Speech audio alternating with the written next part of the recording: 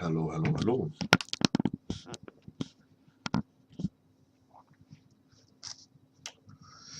So, like I mentioned, I was talking with people on Discord, and I said that I will be streaming, but I am home alone with my daughter, and she wakes up around this time. So I'm hoping that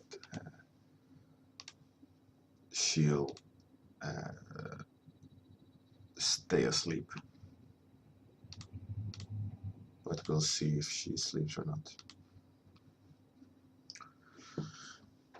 So I probably will be sketching a bit. I was playing around with shading on this concept, like testing temperature and what the temperature does to the impression of the material. I kind of like this yellow tint. Gives the blue more power.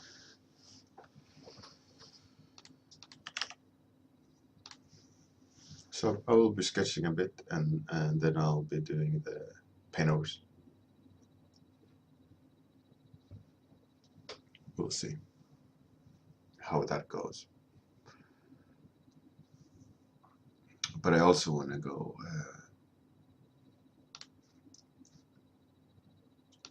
over the line art. Hey, hold on.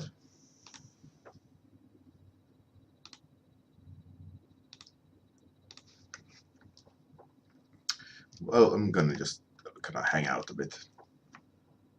Nothing overly serious, I think, due to me being home alone with my daughter.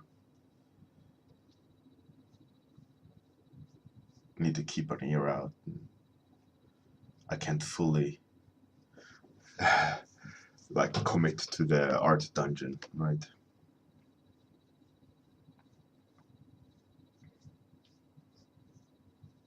Just having a beer and kind of winding down from the week and squeezing in a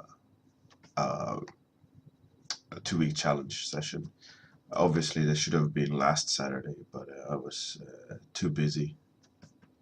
Something came up and I wasn't able to do a stream, unfortunately.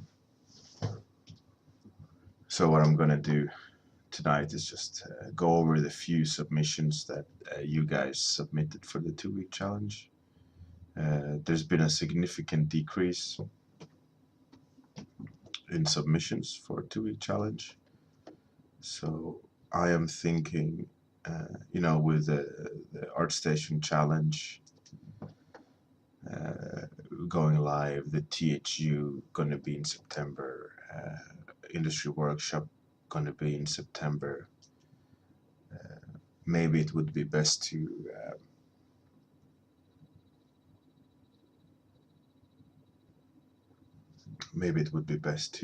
hold off the 2-week challenge until school starts, etc., etc. Everyone going back to basic life post summer. It's been quite significant decrease in activity as well as submissions to the 2-week challenge. Maybe it's also topic. I don't know. Maybe it's just the topic that's off. Oh, you got ice cream in machine. That's fantastic. I would love a really tasty ice cream. What's the flavor?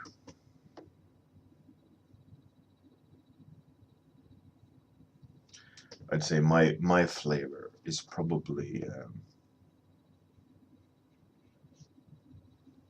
the Italian style ice cream, like gelato. Is that what it's called?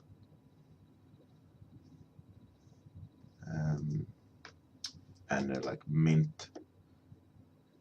But I'm a sucker for chocolate, coffee ice cream. Like a lot, the coffee flavored ice cream. For me, that's so tasty. That and mint.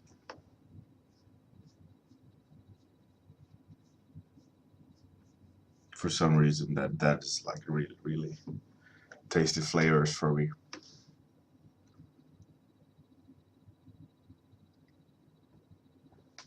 Vanilla, that's pretty tasty. A chocolate shell, yeah, it's good stuff. But what I also really like is like the berry ice cream with actual berries in it. You know, not the artificial kind.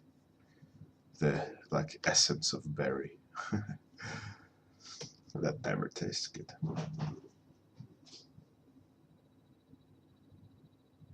My cat is acting up.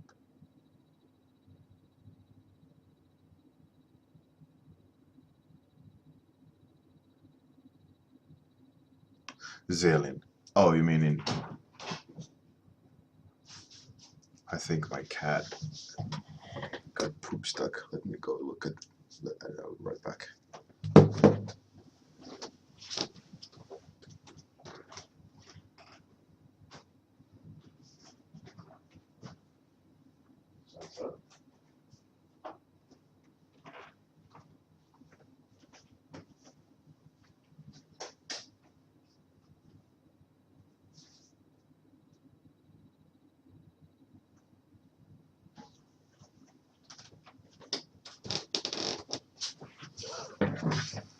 No. Oh, good. Just went crazy.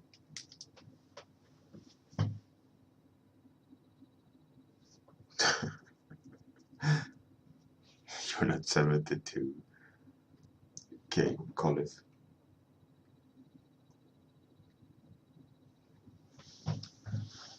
I'm pretty sure I'm the oldest.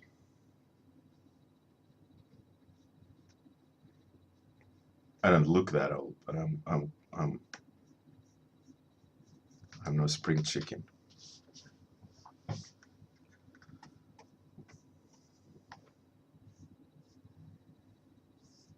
I'm not old. I'm just not fresh from the oven anymore.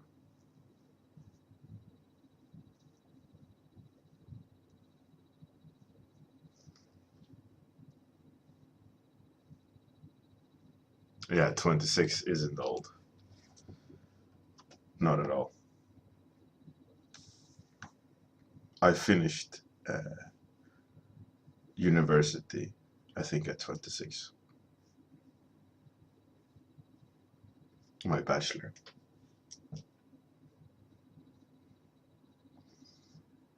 And that was over 10 years ago.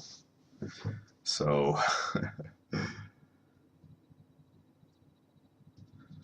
no need to worry.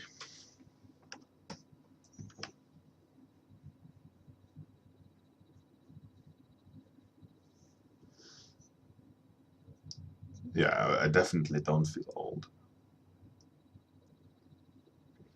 But a lot of times I do feel old, though, when it comes to like immature minds. A lot of young people, their minds, their minds are just, like basic. That's, I think, the biggest difference I can feel uh, growing older.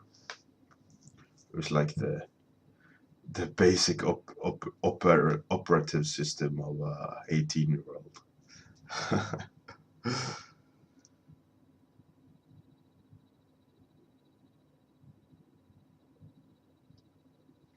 Yeah, I'm 37. I mean, I'm not old, but I'm definitely not in the category of 20 something. I passed that a while back.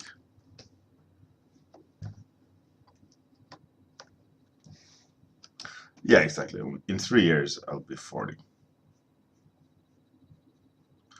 It's an interesting thing. I mean, I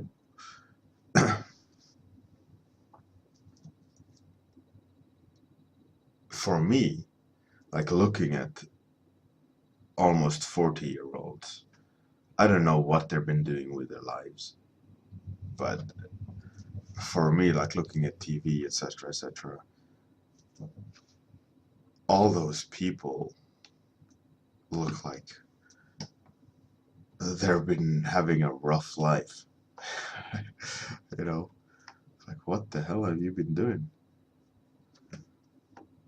Why are you looking that way at 37? A lot of people they look, you know, tough or roughed up. I don't know. Maybe I'm just blessed with a baby face. I don't know the secret formula there, but there's a lot of people that look like they're plus 10 from my age, even though they're the same age.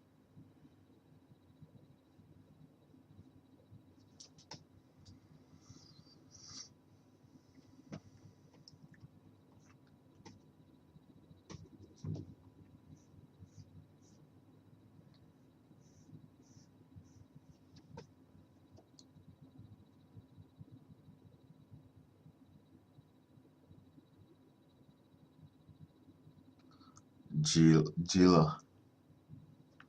Yeah, I think at 60 the body starts to deteriorate so much that you're starting to actually physically feel the difference.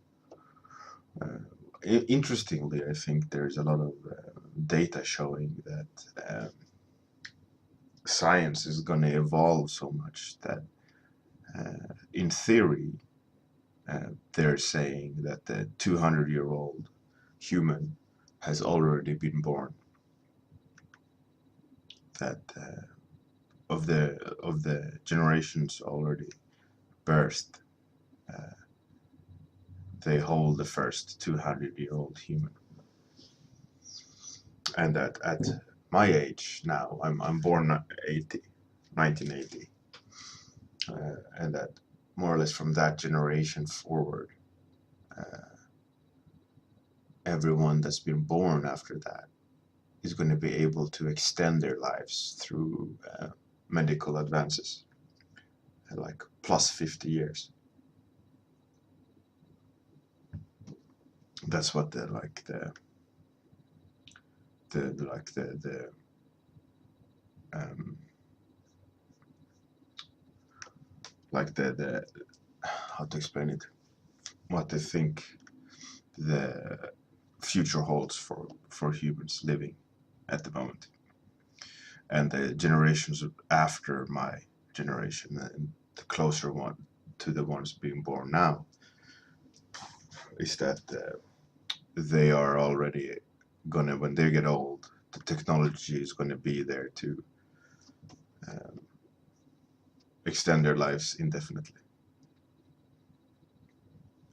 so that when I'm old, in theory, science is gonna allow me to be able to extend my life uh, significantly through science.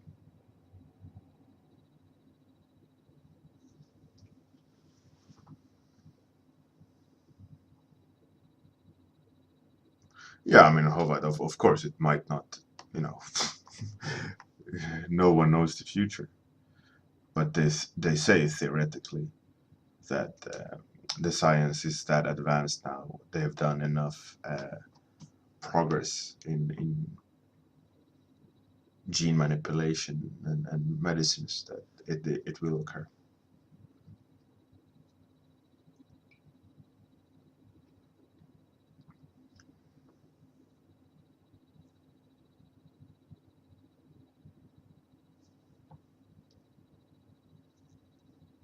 Dementia, yeah, dementia is scary. Um, but I mean, they've done research on rats already that like specific stem cells treatment that they even have seen cell reversal, so that they actually an old rat became young again, and that technology is so close now for human trials. Well, like within 10 years, um, they will already start human trials. It's like the science was that uh, like foolproof in a way that it could start human trials, which was really cool to read about, like the like reversal of cell death. Um, the reason why we grow old is just because they die off old faster than we can generate new cells, which is interesting. And that due to some sort of treatment, this what was it called? Not scepter, not splicer, not scrambler. Some sort of new gene manipulation technology. More or less, they like with more fidelity cut and paste DNA segments. As far as I understand it, I don't really remember fully what that entails, but that this new technology is so efficient, and we progressed already so much that future, this hypothetical future of extending life, is so close.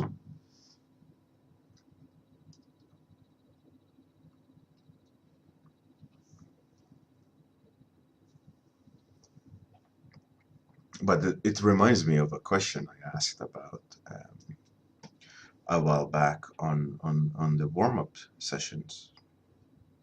Is hypothetically, if you could live for 1 million years,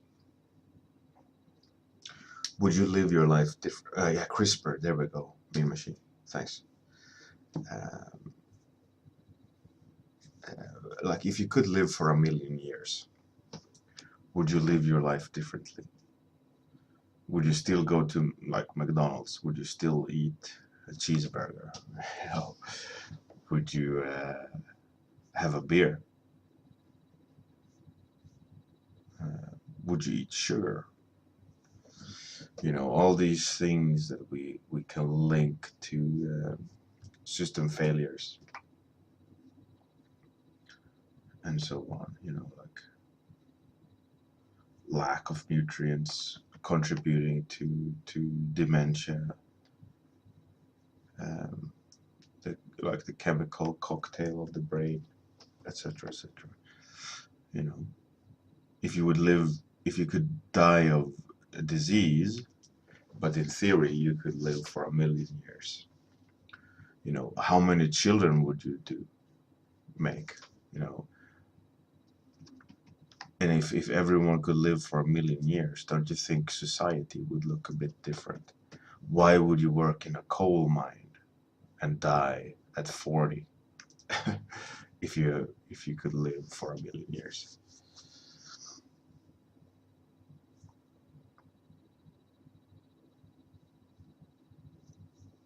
That's an interesting. It's an interesting thought. I would definitely not live the life I do now. Like I would say that I wouldn't have this beer if I knew that in theory I could live for 1 million years. It's a bit weird though that you accept your mortality, like knowing, okay, I can have a beer. It won't like it won't dramatically shorten my lifespan, probably by a day or two or 10 minutes. You know, in that sense, it's an interesting like philosophical thought. You know, would you live differently if you knew for sure that your vessel, your body, could hold you for 1,000,000 years with no dementia, um, just you know that around after 1,000,000 years, your system is just so old, it just kind of lets you know it's time to fade out.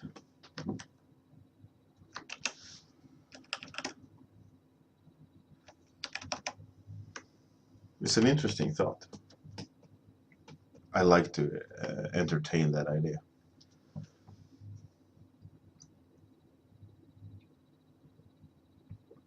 Huvad, yeah, that's a pretty cool idea. I need to find that book.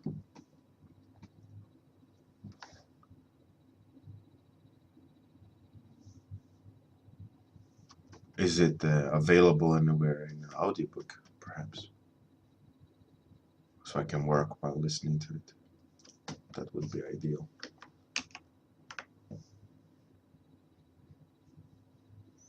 Yeah, but anyways, going back to the topic of living forever, etc., etc. I think we definitely we've progressed so far technologically that it is doable, and I'm also in a way looking forward to be old. Like I want to be old. I want to look like I've lived a life. I want to look weathered. You know, I like the idea of me as an old man at some point in my life. Like I cherish the idea of having a long life, and at some point my life will end. You know, being the wise old man.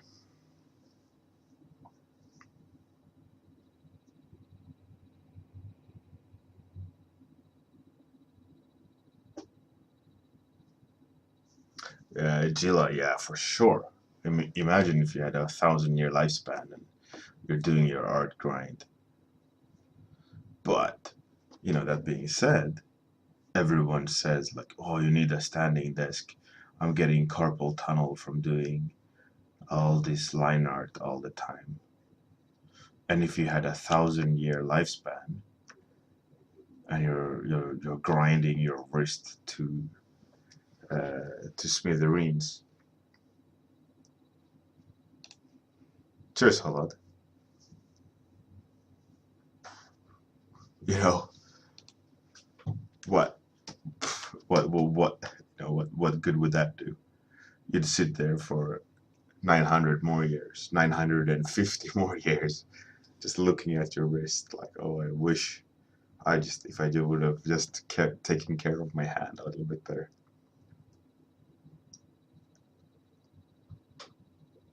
I mean, machine, no, it's Dali. They're they're digging up Dali's, exhuming Dali's grave for a DNA match from a person stating that um, they are the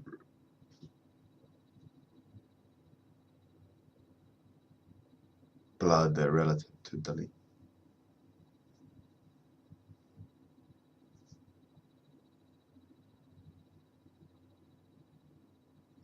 Hovad, yeah, living that long, 1,000 years without going insane. I mean, if as society is now, with everything in there and however one lives, 1,000 year would be insanity for sure, and everyone would go crazy. I think if humans had a 1,000-year lifespan, society had to be different. I mean, who would want to work in a coal mine or an old oil rig or a sanitation agent for nuclear facilities? It's crazy. Like I looked at a documentary about um, that Russian nuclear facility that blew up in the 80s. The city of next to Pripyat.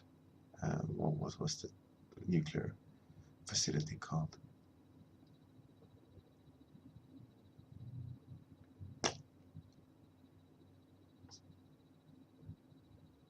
Oh, Chernobyl. Oh, thank you. Thank you. The name just blanked. Yeah, so they sent,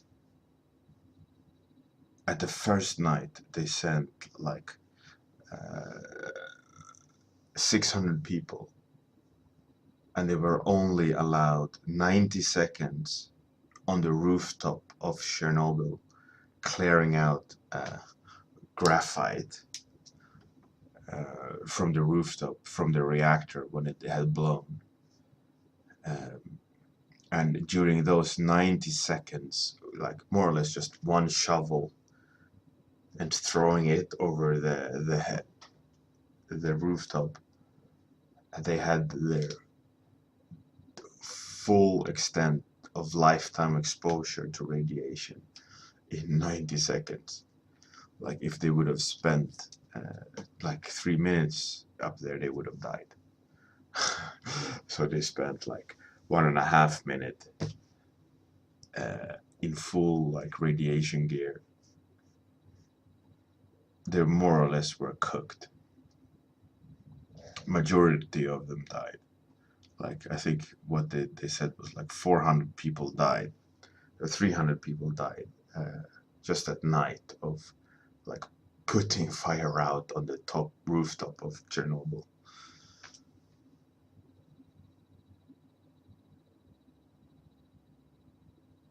That was so crazy, and the city of Pripyat,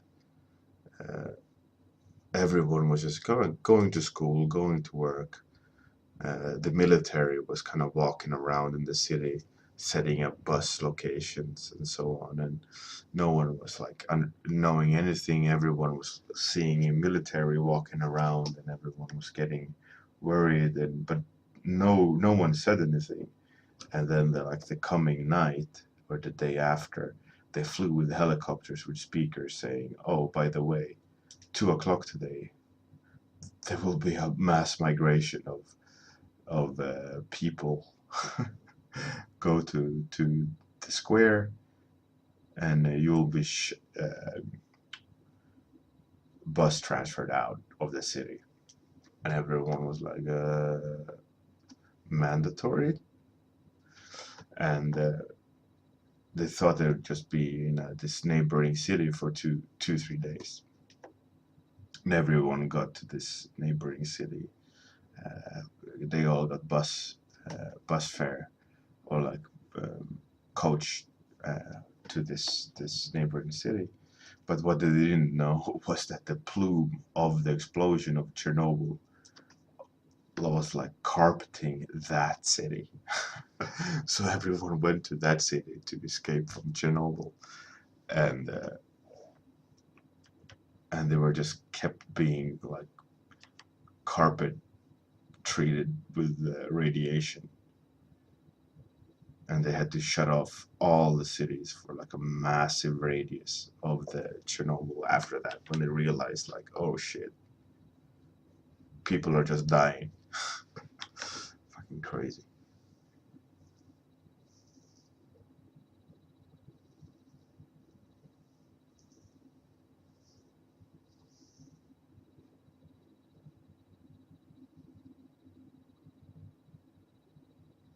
Yeah, me machine. Yeah, there was a elderly suicide squad for Fukushima.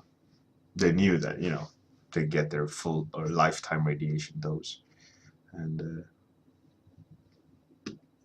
clean up for the other people. A bit morbid, maybe. Right. I've been streaming for 30 minutes now on the dot. Um, let's switch that one off and start doing some payovers. Just for you wonderful people that contributed to the 2-week challenge. There wasn't that many of you, but like I said, this is Mean Machines. Mean Machine works.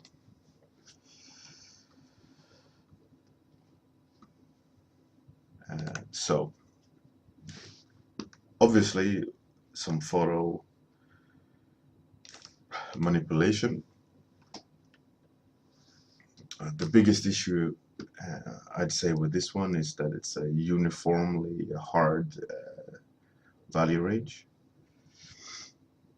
The photo placement is it's fine in theory, but what you need to figure out is camera depth, right? So that this section over here, like you're simulating camera depth, yes, yet the gun is crisp and the rocks next to it are very hard. I mean, if we would crop the painting to this only,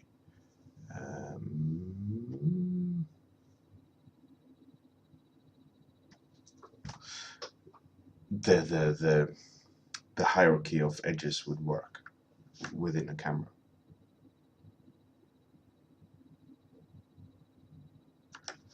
But it's not.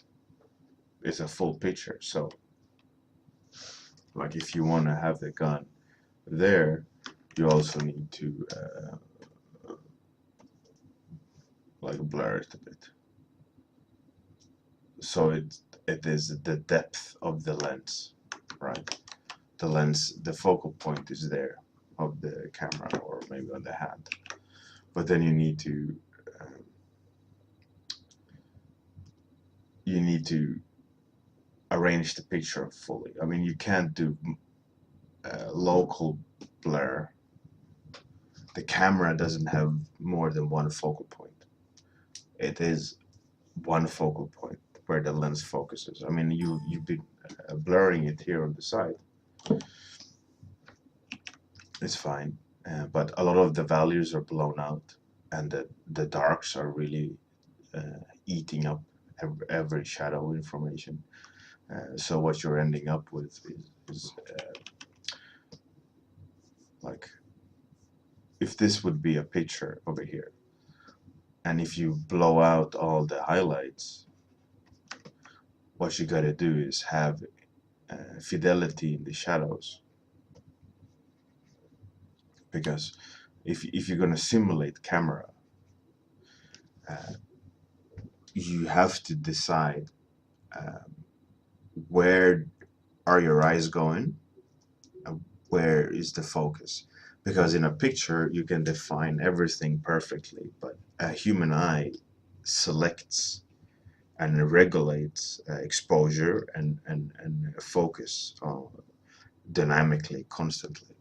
A camera, you have to point and choose, set it up. I mean, obviously automatic cameras don't allow you to choose, but SLRs, etc., they do. So what's important is that you as an artist have to take a step back and think about what is important for your narrative, where is the focus, and what's the focal point, what's the narrative, what's the story, what is the hierarchy of the light. Like if you want to have all the shadows is going to tell the story, or the light is going to tell the story. Either way, you really need to like with fundamentals set up the range, the value range of where the information sits. You as an author, as an artist, need to take over and dictate to the viewer what is important. So if you blow out the light, that's fine. There's nothing wrong with that. But then you need to make sure that the shadows get all the get all the love, so that there is fidelity, there is something to look at. But if you blow everything out in on either side of the spectrum, you're gonna get just destroyed nature.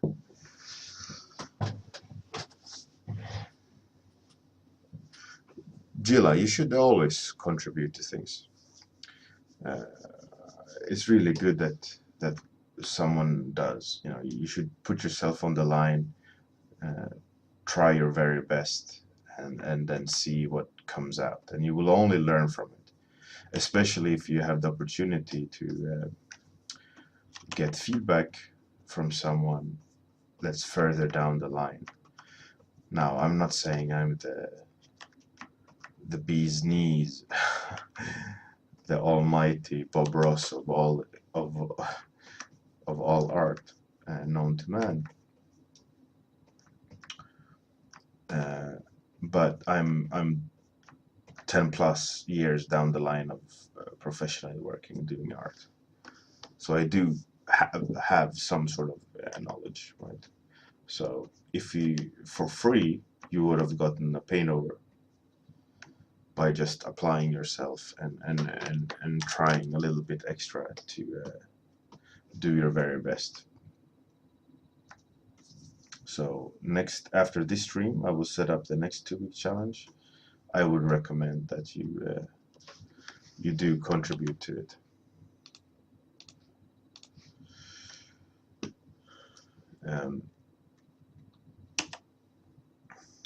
I mean, if I would paint this, I would do it completely different. I did work on a moon zombie game many years ago. I'm familiar with the topic, but what you gotta do, keep in mind, is when you're doing photo manipulations, define the light source, and then you gotta go in and force a lot of the photos into the correct light direction. I mean, now I'm doing a very rough version of it. I'm just going over with a brush with soft opacity and kind of pushing it correct. But when you're doing correct or proper matte painting or using photo bashing, you really got to maintain the layers and you maintain the textures and so on, so that it doesn't become a photo with brush on top, because that's obviously just that in majority of the cases, like someone painting on top of photos, and that's all you see when you look at the photo bash. I mean, now I'm painting on top of your Google shattered glass texture, so it's gonna look a little bit shitty. But first of all, the visor of the astronaut, there's 2 of them, one with solar reflection and one transparent. I chose to go with the solar flare or the solar filter on top, because that'll help to bring in the focal point, because everything is blue. But in this version, we get a better sense of direction and light and focal point. And I mean, if you would even want to sell the idea of they're connected to each other more, maybe tint the gun orange and you'll have that connection clear. But it's it's cool to see you using photos, but you really need to have the artist in you making a decision and not just relying on the photos. One other thing that bugs me is the kind of repetition of the gravel. You really need to like play around with soften and define edges to help dictate a focal point and contrast to the materials in your scene. So you got spacesuit, you got rocks. Maybe you could have some soft areas, some hard areas, because much like anything, in order to make sure that something reads sharp, you need to have soft next to it. If you want to have black feel dark, you need to have white next to it. So if you want to have unhospitable rocks, you gotta mix it with soft parts, so that the tension is understood, right? And yeah, that being said, starting defining the perspective, the gun actually needs to be slightly rotated.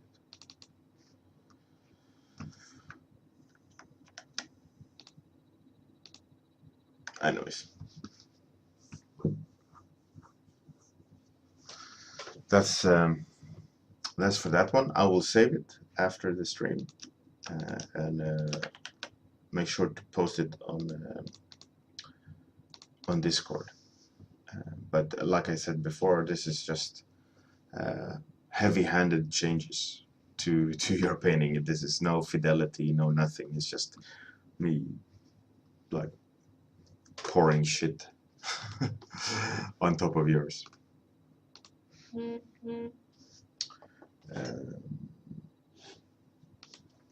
So the next one was a new contender, I think. I hadn't seen this person before post 2-week challenge. So it's Andrea_SK, or on. I think it's a. I wouldn't say it's a girl because I don't know.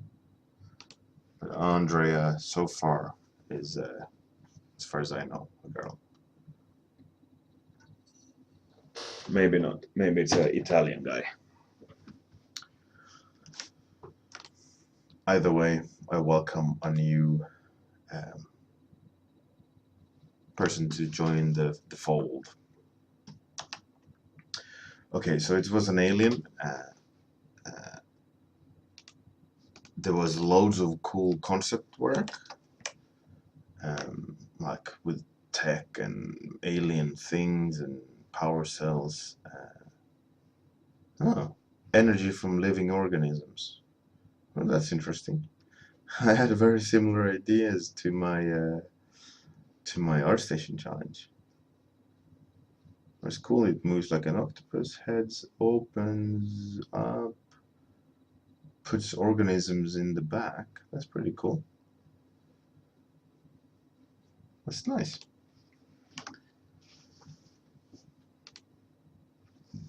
Right. So, my biggest concern with this one is like you have motion in the tail.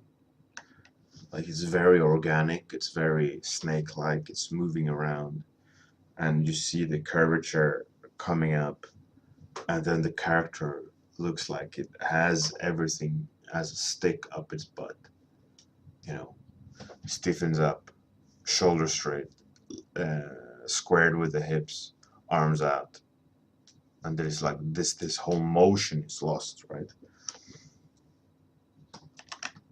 So one thing that probably helped Andrea to be to fall victim for this madness is that the canvas.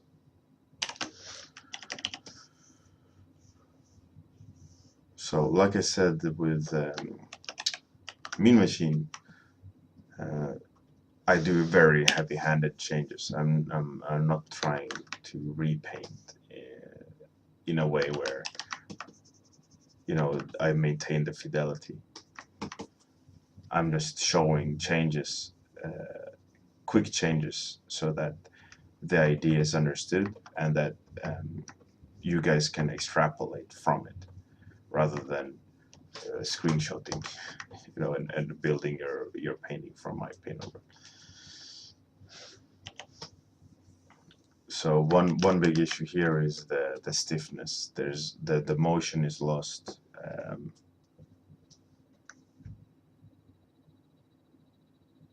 Whoa, my daughter wake up.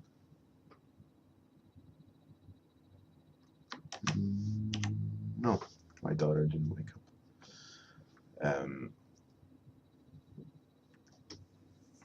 Yeah, so one way to help with switching things up.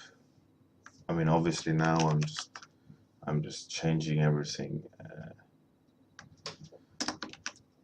very rough. You have to consider like the tint of the hand, like that. If I would do this, it wouldn't hold a lot of power. If I wanted to show scary, I wouldn't cock the wrists, because it tells a broken story, right? That's why zombies look like this. That's why someone drinking tea, they put down the wrist, because it's like a secondary motion. It's submissive. It is. It's not a line of action. A line of action. When, for example, when people punch, there should be a straight line to the two front knuckles in the line of direction of the arm. So when you do punch, the force is absorbed by the whole arm.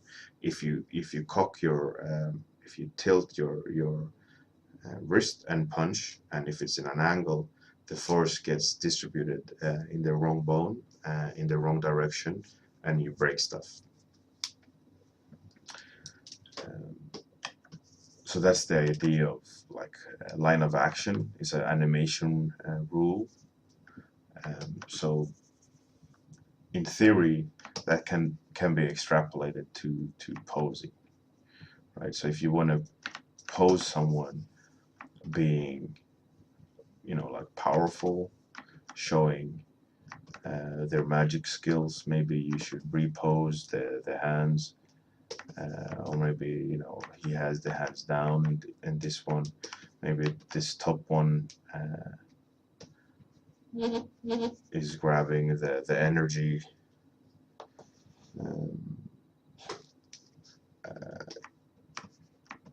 Upwards. You really need to consider the posing. Hey, Georg. The power, the line of action, and another thing that sticks out is which is a very common problem with a lot of rendering. When you're doing a systematic approach, is that you're treating everything the same way. You're not treating it as a dynamic object in 3D space. And what happens is that you use the same recipe for rendering. And with that, it creates uniformity in a way that's counterproductive. So what you always got to try to keep in mind is what changes can you add to the painting so that the changes you do creates interest and it makes it your painting not rely on the uniformity, because the worst thing with rendering something is that it's all treated in the same way. I guess I need to clarify it. It's like so there's an object, rotating in 3D space, right? Like a snake's body. So we got the shadow side, lit side. And if you think about the structure that I painted underneath, there will be like ribs floating through this snake, right? So what we're doing is stating that this is the highlight, this is the shadow. So we're just going through the painting, sampling the same value, defining the same shapes, as intricate as we want to do it, but we're constantly sampling from this value range, right?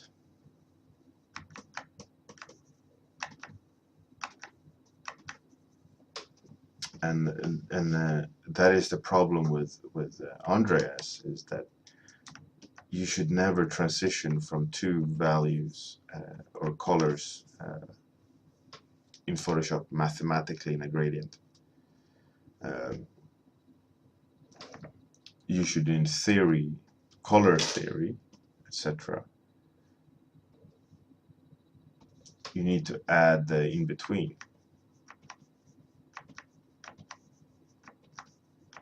This is just putting it simple, right? But what comes into play here is material behavior.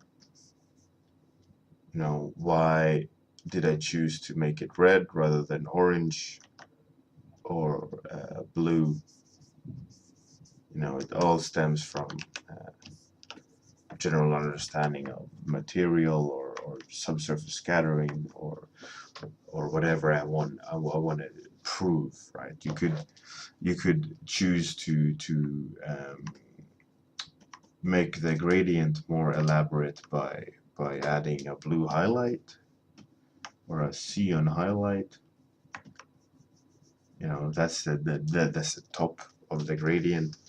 I'm just not saying add saturation to the middle of the gradient. I'm saying that you can't do a mathematical, you know, like 1 to 0 gradient in values in Photoshop, because it will always gray out and it will always remove characteristics of the material you're trying to explain.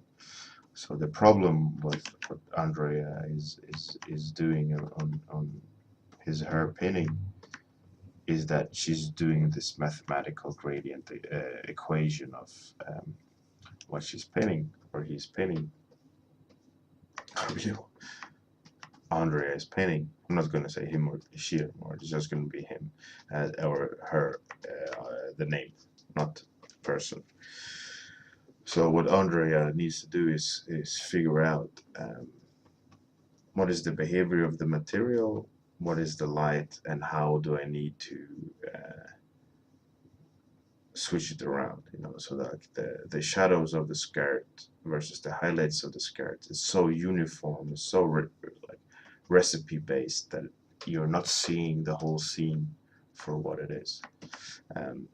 It sounds like a very negative feedback, but it's an extremely common mistake that a lot of artists do, is that they're just using the same recipe throughout the painting, and it flattens everything, and it just doesn't become interesting to look at. And I'll show you now by just shifting the color a little bit. Like I said, I'm doing this similar to the gradient that I did already, but it's arbitrary, right? I'm choosing this because this is the most clearest example to show how to make the gradient more complex. But you can't just add it randomly either. You need to try to figure out and understand why certain materials act the way they do, and then apply it. Like, why is there more red around the face and more blue around the torso?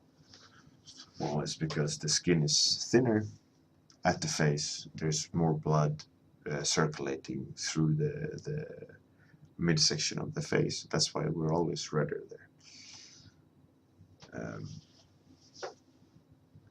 And so on. There's lots of things that affects reality, and by treating everything the same, you're limiting reality to something that's unnatural. So when you do see the differences, they tend to stand out clearly when you do see the changes. But like I said, the changes now are just very heavy-handed. Just me kind of like bull in a china shop, just smashing through the painovers. But hopefully, Andrea, you'll get the idea and understand the changes that needs to be done to bring it to that next step.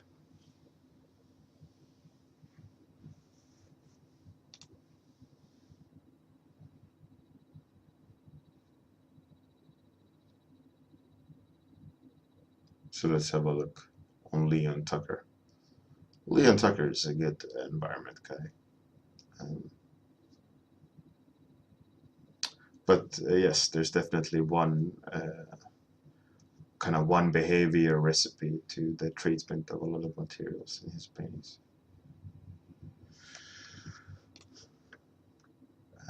So let's make sure we not close that one down.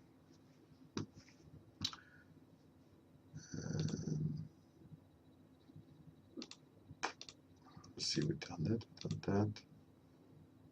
Oh, this is the last one. Unfortunately, the last one. Not that many this time around, like I said. I think Sayart did, but he didn't finish it. Robson, he's a new guy, so I thought I'd give Robson some general feedback.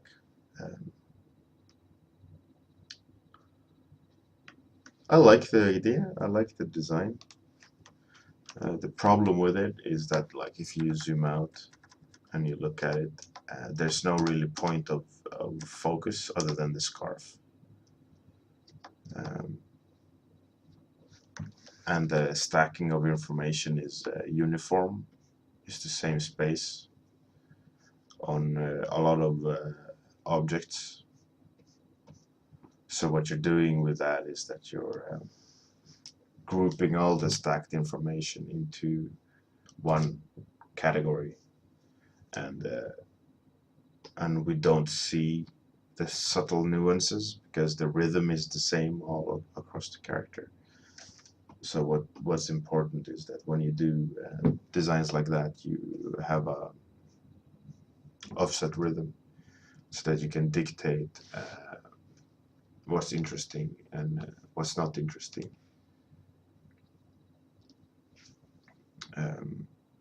In your design, so that that can also relate to value, shape, placement. All these things inform the design as a whole in how you should construct the concept. It's a space banana, cosmos. What was it? Cosmos banana? Yeah, but it's cool to see. What was his name? Rob one. Rob.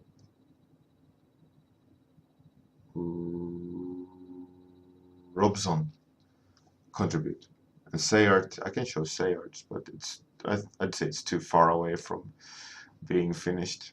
They showed quite a lot of promise, but it's not worth commenting on because it's very sketchy. So it feels like it, it's not worth really to. Cosmic banana. There we go. Yeah, so that's. I like the composition though of Sayar's. I like the idea, like two gods fighting when they're playing chess. It's a cool concept. I won't save this one out, but I'll save these two so that at least there is something um, to show after this. Like I said, a lot of it is just heavy-handed changes. Most of these need a structural makeover. You need to redo it from scratch with feedback in mind, rather than try to save them. Um, yeah, so Matthias A for Fjord. There's a link to Discord underneath the stream window, and after this stream, I'm gonna make a new 2-week challenge. And you have 2 weeks to do something for the topic, and after 2 weeks I will spend some time doing paintovers and general feedback and so on. I think like I mentioned, usually we had at at at the most participation we had like 12 maybe.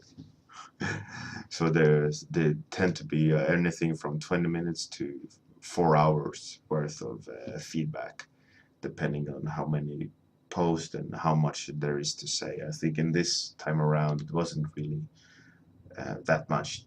I could go in a lot more in depth, like choosing the arm positions, uh, spine stiffness, the squaring of the shoulders, designing of all these things. I mean, I could definitely spend a lot more time redesigning things, but I feel like the fundamental issues are still there to hold the overall painting back. When it comes to design, on who was it again? My memory, shit today. Andrea. It's pretty cool. Too symmetrical for my taste. There's not enough variety in there. There's not enough change to or interest or complex design in the symmetry to make it valid. But it's a cool design. Has potential. So we've done a 1 hour stream now.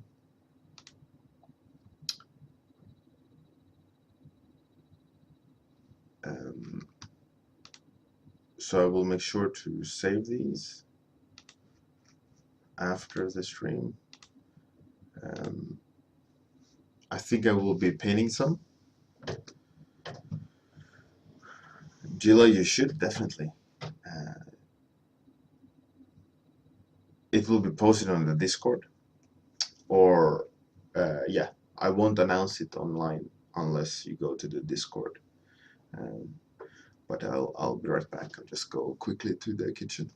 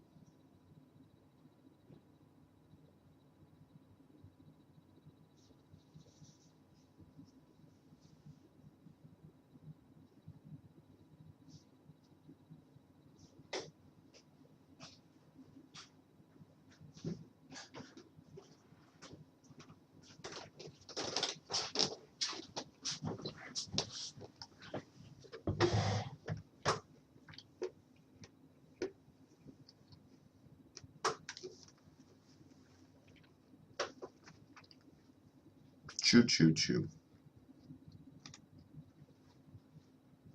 Some lovely nuts.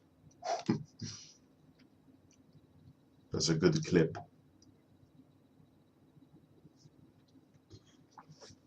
I can even make it better. I love nuts.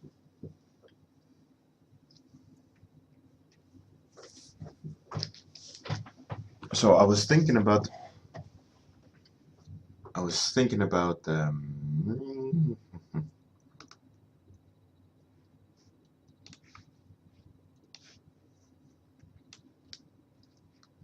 I didn't want to open the wrong window, and I didn't, luckily. So I was thinking about this concept the other day.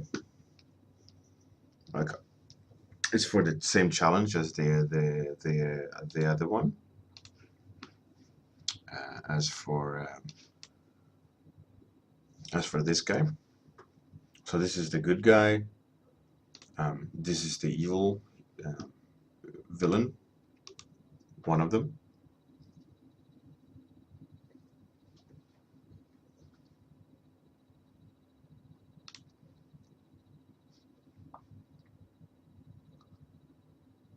That's pretty funny, Matthias. It reminds me of Zootopia. Zeolin, I am constantly working on NDA stuff for big clients, so I can't definitely show what I'm working on, and I haven't so far, which is good. So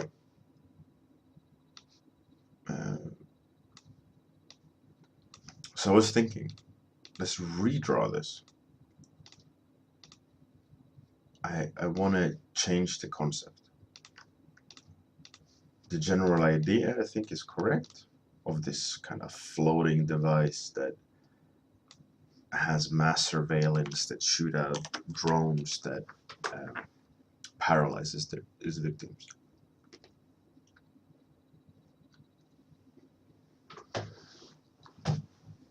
So I was thinking,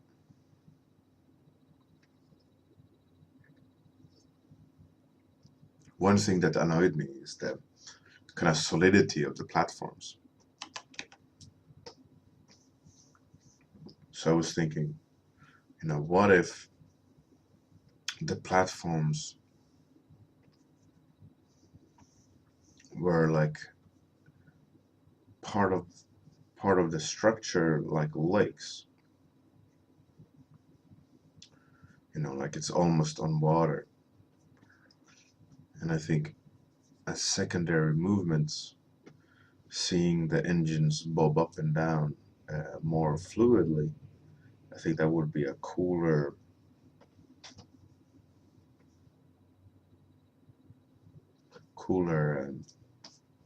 vision, and having those tentacle robotic arms picking the soup up in the middle. I think that would be cool. And if there would be like a hip of sorts, then there would be a cool pivot point, because now the whole creature is like solidified into the structure, and everything would just move at the hip of the creature on the right one. So I was thinking a little bit more like a bobblehead, so that there's a clear separation between the two, and I think the movement would look a lot cooler in a 3D space. Matthias, I have worked for them for many years. I've worked for all major studios.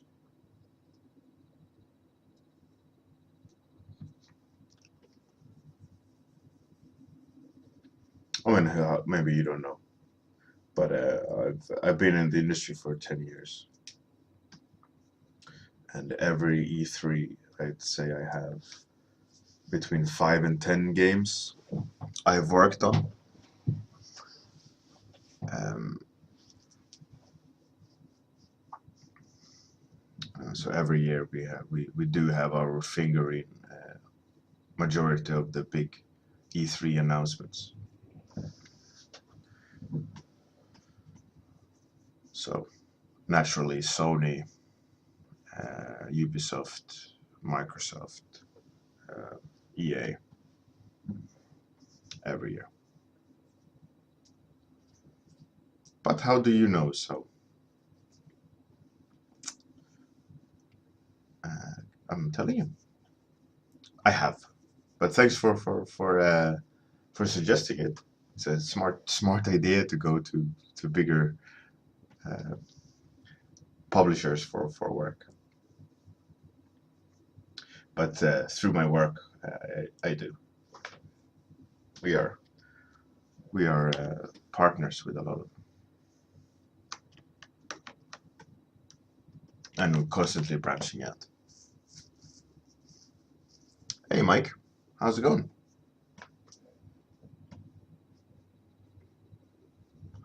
I usually play this game with a friend of mine, which is which game haven't you worked on for E3?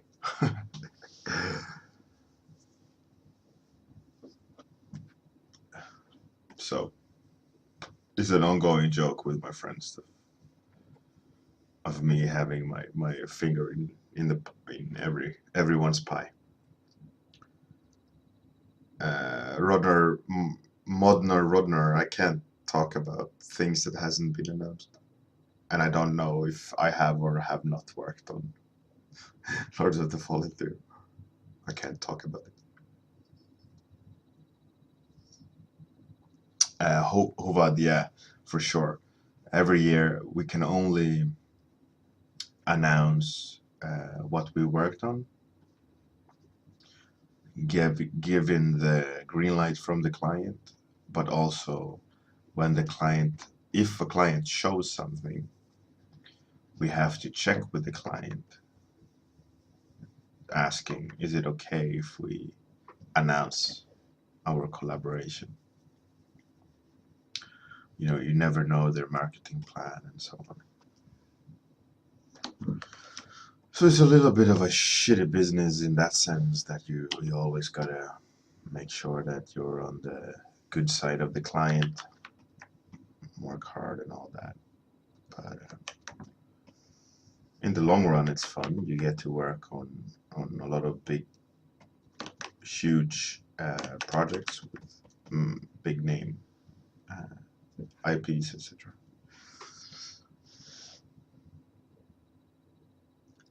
Well, yeah, exactly. How many NDA cards do I hold? Yeah, every year I'm hoping, like, come on, announce it, and then they don't announce it, and you go like, all right, another year where I can't talk about it. And one client, had to wait for 6 years to be able to show art, and by then it's like, no, why should I?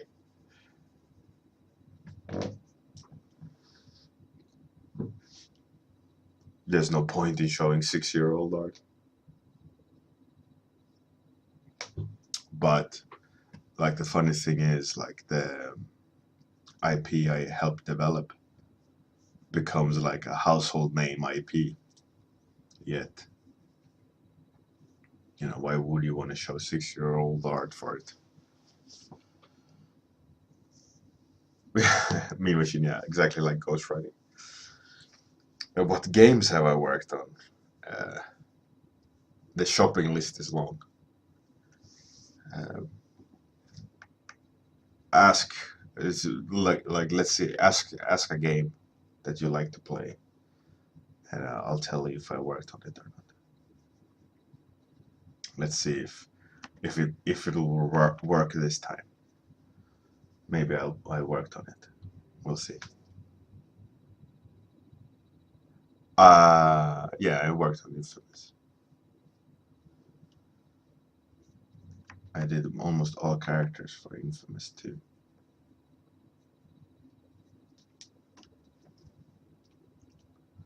No, I didn't work on Watch Dogs, but I did work for Witcher short time. Last of Us, no, I haven't worked for Naughty Dog. That's the one client that has escaped me so far. It's on my hit list to work for Naughty Dog. I want to work on Red Dead Revolver or Uncharted. I have yet to work for those guys.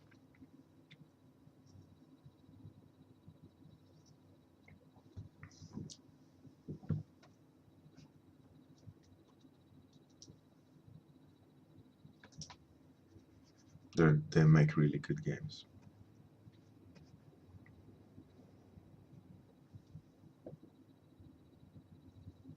Yeah, they do a lot of realism. But I mean, I do that too. But like, this is comfort zone stuff, and then we do a lot. I do a lot more just kind of painting and line art and stuff. It's not really geared towards Naughty Dog in that sense. I'm not trying to make stuff that makes me get hired by Naughty Dog at the moment. I got my portfolio for that, the offline one. I worked on Call of Duty.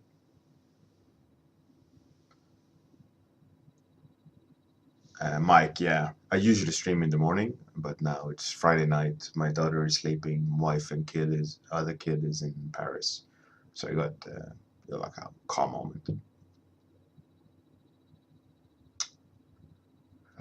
I haven't done for Fallout. I was supposed to do, but that contract never. I think it was around the time when that guy died, their lead artist for Fallout. So I kind of took a knee. Um, I haven't done Dark Souls, Bloodborne per se, but I worked for the same client.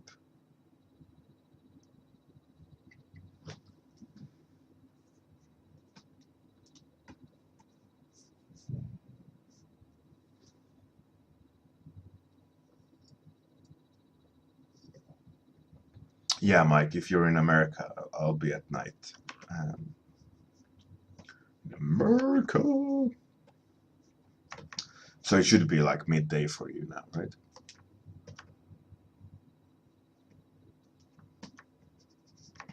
Early morning, kind of.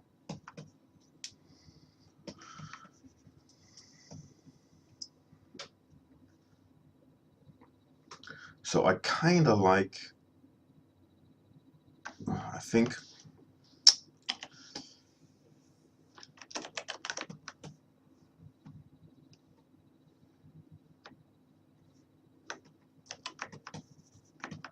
by just having.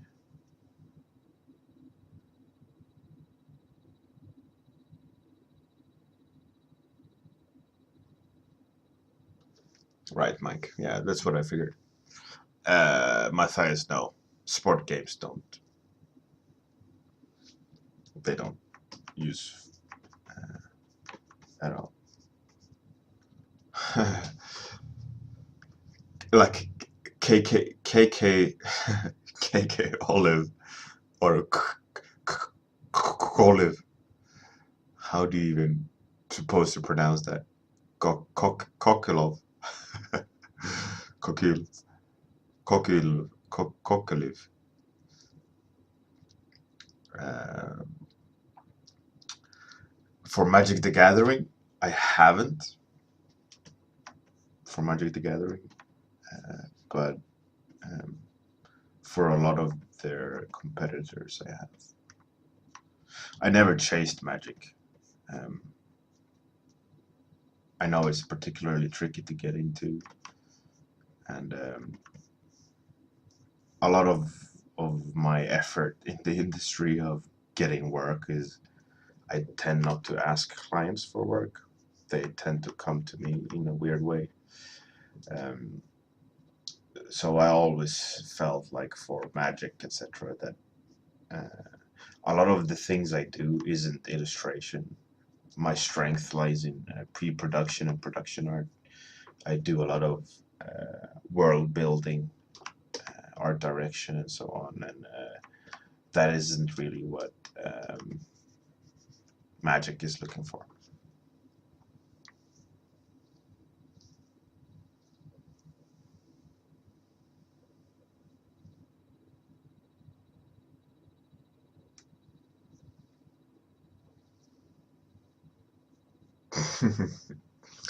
Very special snowflake kilos, olive. It's good stuff. For Assassins, I worked short period on the movie, not the games.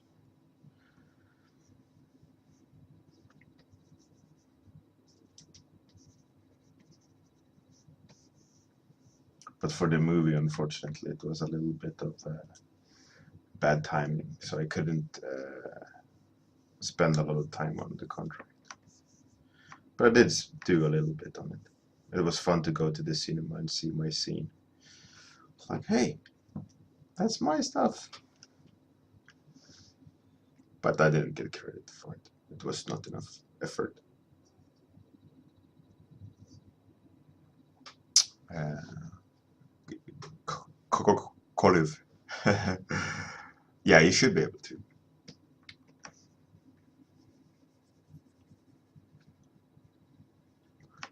Kokilov. Koliv. Koliv.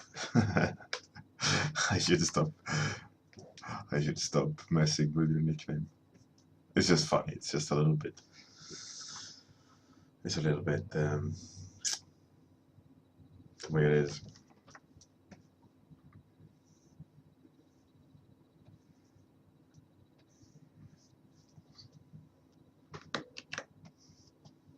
What do you think? What's better pose-wise? I think I like the legs of the left. This a little bit more mosquito. The arms, I kind of like the way they go up.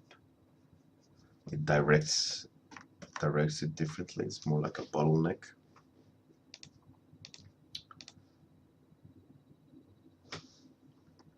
But is it better than the right one?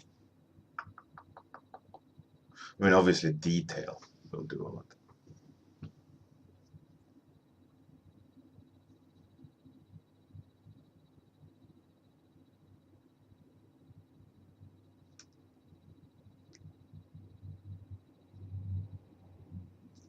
Yeah, exactly. Zillion. The right one is too static. It's too arranged. Yeah, it does look more skeletal to the left for sure, Mike.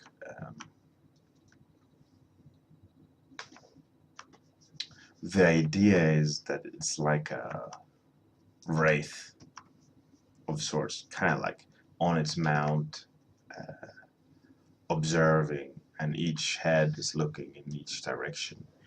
And as soon as they see something, they point, and these drones fly out of their wrists, more or less, that smash into the victim and paralyzes them. And then they have other units that go and suck or take the bodies, and this unit has this like robotic arms that hoists one body up now and then to kind of restore the power source, because the story is that the humans are like a giraffe in its last evolutionary ladder. So they use technology to evolve themselves to the point of self-destruction. So they're kind of like a dying race, and they can't evolve more. So they have to hijack with technology and thus using this alien species that is the new dominant life force on Earth to kind of last stand their being in the universe. So they are like mosquitoes in a way. So they're parasitical.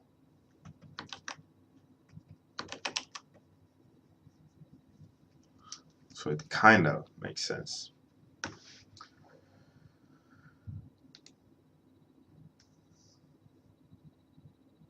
Yeah, Zillion. Yeah, the horizontal ones that kind of goes to the center, and the right one is awfully weird.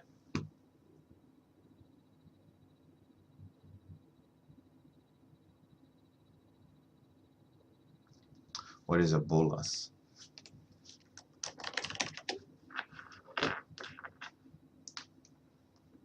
Oh, the spinning thing. No, you should not use melee in that sense, or it's a throwing weapon. But I have a. I don't want to mix the message. This is a flying unit using flying elements. I think it needs to be separated. I mean, like about Mobius feel, everything will have line art, much like um, much like this one. This isn't finished yet, but the idea is that everything is going to be in the same level of finish. This is just a little bit further down the road. So what I'm doing on this one is just kind of recalibrating the look and feel of everything. Just kind of re-establishing elements. Because I know the worst thing to do is dedicate yourself to a flawed base. And that's the last thing I want to do when I have a limited amount of time to spend on a fun project like this.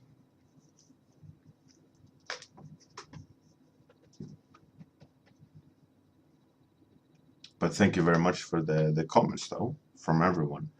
It does help a lot to hear other people's comments and thoughts. And it helps to make things a lot more clearer. Very appreciated.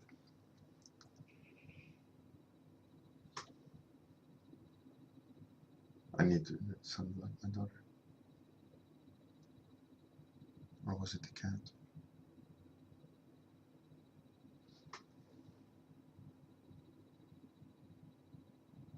No.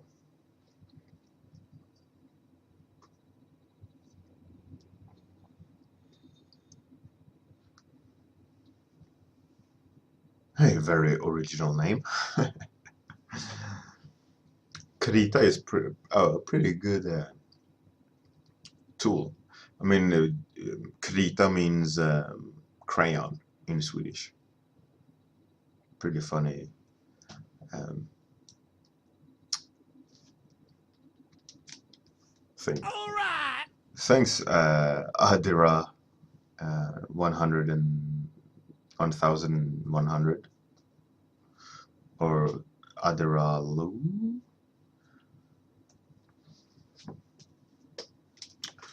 Anyway, so I think the changes on the left one, a little bit more dynamics. It's definitely for the better.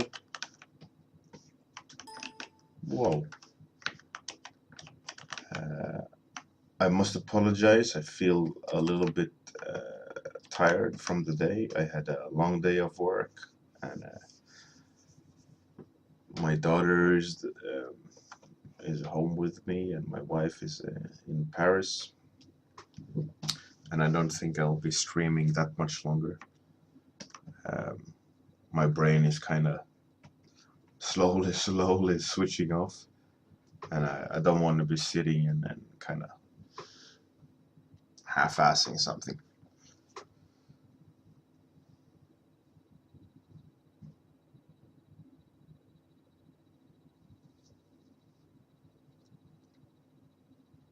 Hey Jeff, fantastic. Glad that you could make it. How's it going?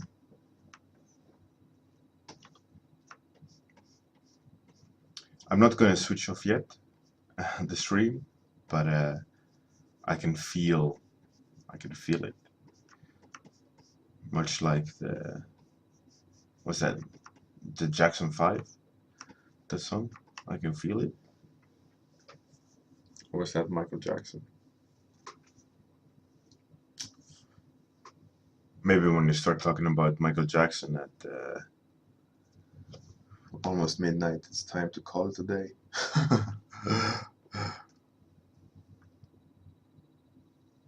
Matthias, how many concept artists works on one game? It depends completely on the studio and the budget of the game. What seems to be more and more common though is studios, smaller scale and bigger scale studios, they have a core team that does the daily nitty gritty, and then they hire outsourcing studio, which now is quite cheap in comparison. They hire them to add um, additional variations or additional takes on the same concept to please the stakeholders or the company heads or the marketing department, etc., etc. So usually what they outsource for is hedging bets, right? So they pay for expertise. They got their core team that can do the normal everyday stuff of changing color, concepting XYZ, but a lot of times the local artist gets stuck,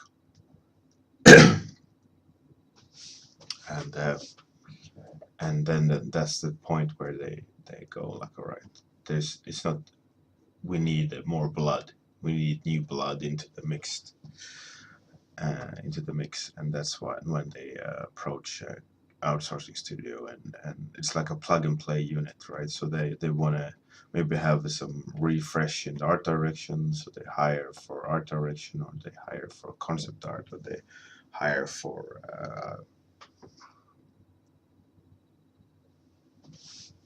um, for ideation. It's all different, um, but usually each studio has a core team, and then it kind of can rank or I mean scale depending on budget.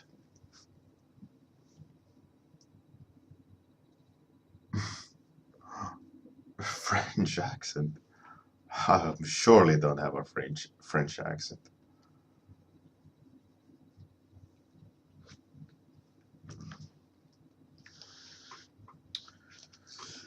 No, the one thing I do dislike about the concept here on the left is that I'm starting to pancake everything.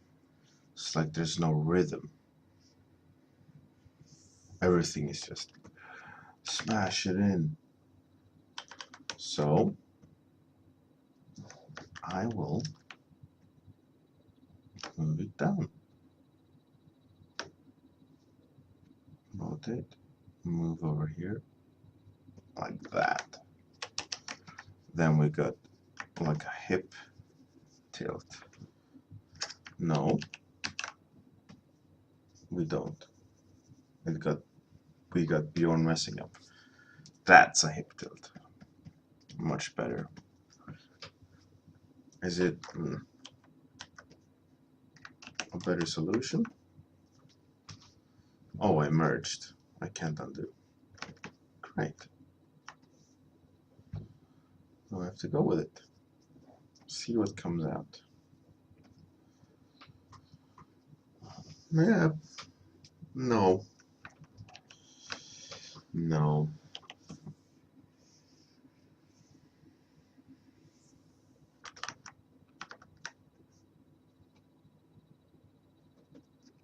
Let's have it like that.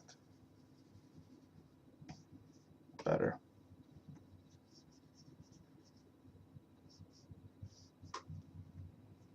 Yeah. Yeah.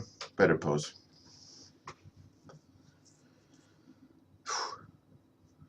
I looked at the clock last time, and I've been painting and painting, and I've been looking and looking, and I was like, all right, good. Let's put at least half an hour in.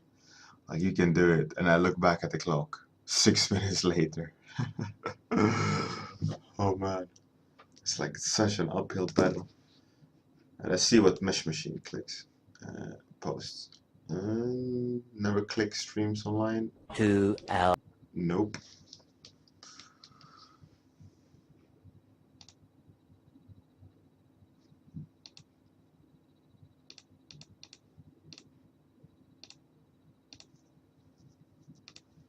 Don't preferably spam URLs on the chat. If you want to share some cool stuff, join the Discord and post it in inspiration or general. Please don't just spam in the chat, because a lot of people don't appreciate it, and it's a little bit like sitting in a cafe, right?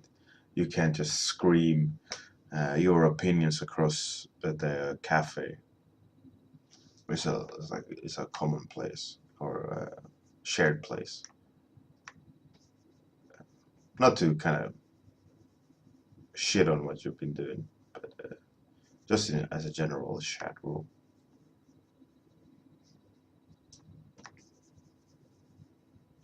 Hopefully you don't mind me telling you.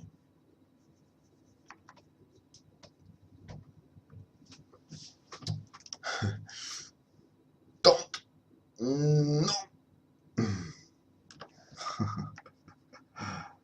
Yeah, sorry if I was like, but you know, it's a shared space.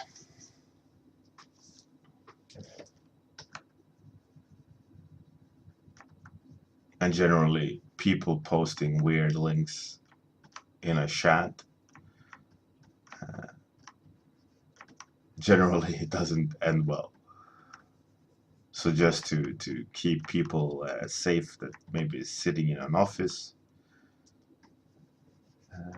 you know, they will definitely not click links. Oh, no worry, me machine. I mean, that's why the Discord is there with a preview window.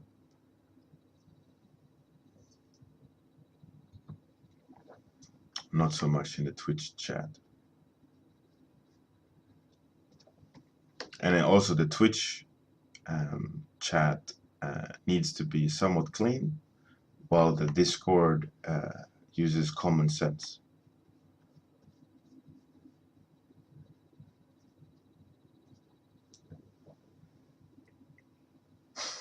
Oh, mean machine, don't be like that.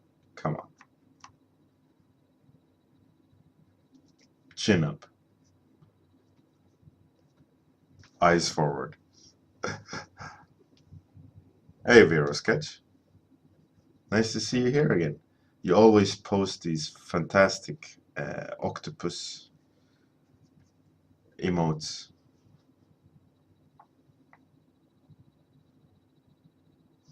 It's good stuff.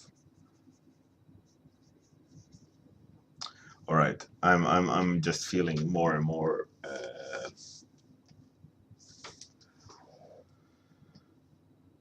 like I should end the stream. I did lots of paint. I did 3 paintovers for you guys. The paintovers that have been done, I'll post on Discord. I'll save them for you.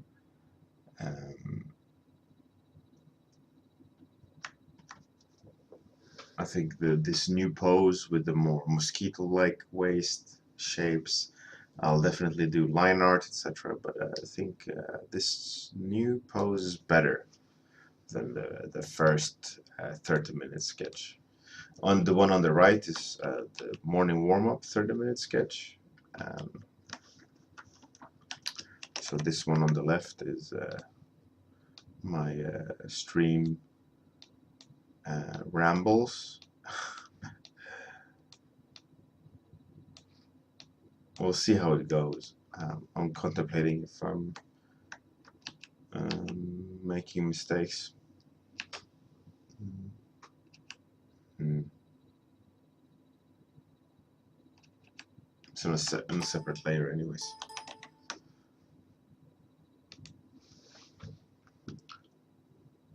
Matthias, next stream is Monday morning at 10 past 9 a.m. UK time. It's all the information when the regular stream is underneath the stream window here in Twitch.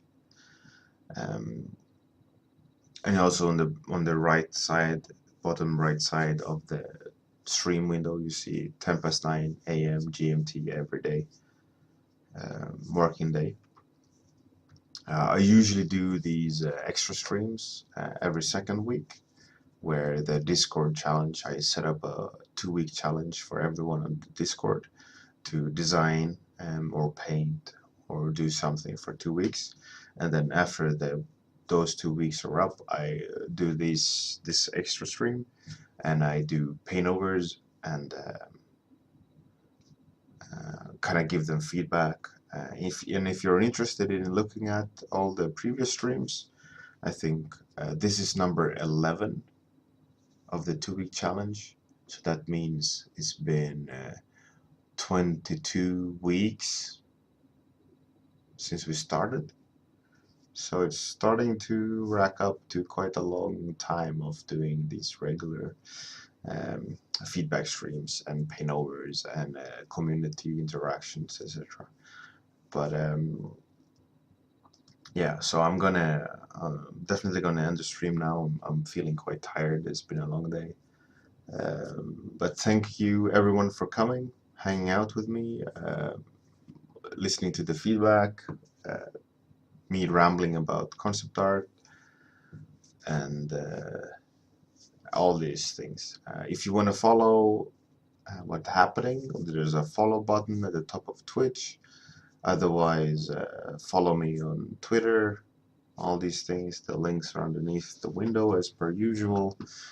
Or join the Discord, where there's daily interactions with the community, as it should be. Thank you, all of you wonderful people. Good night, good day, if you're in that part of the world. Otherwise, Monday morning. And outro time. End of stream.